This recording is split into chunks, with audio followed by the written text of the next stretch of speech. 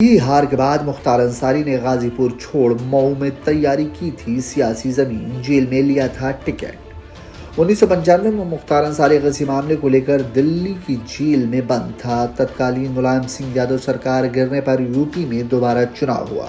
मुख्तार को भारतीय communist party ने गाजीपुर सीट से टिकट दिया और वो जीत नहीं पाया। जी हाँ, बाहुबली मुख्तार अंसारी ने अपने जीवन का पहला चुनाव गाजीपुर सदर सीट से लड़ा। ये चुनाव उसने भारतीय कम्युनिस्ट पार्टी के सिंबल पर लड़ा था।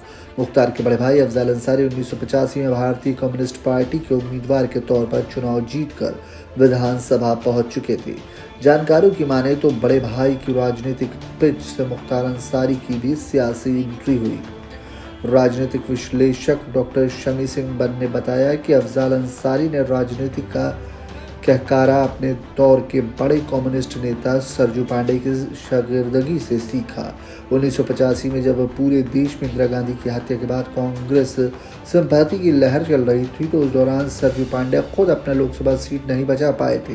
वो गाजीपुर संसदीय क्षेत्र से चुनाव लड़े थे।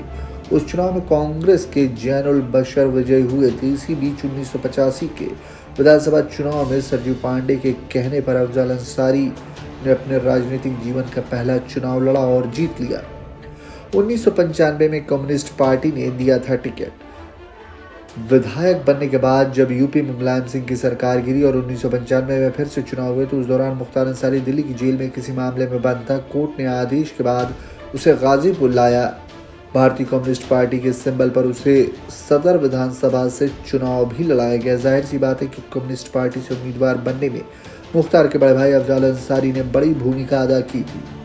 भारतीय कम्युनिस्ट पार्टी के कार्यालय भारद्वाज भवन में मुख्तार अंसारी का चुनावी कार्यालय भी बना, लेकिन मुख्तार यहाँ चुनाव नहीं जीत पाए। इसके बाद उसने मऊ का रुख किया, जहां मऊ सदर सीट से वो कई बार विधायक बना। क्रिकेट मैच खेलने गाजीपुर जाया करता था मुख्तार।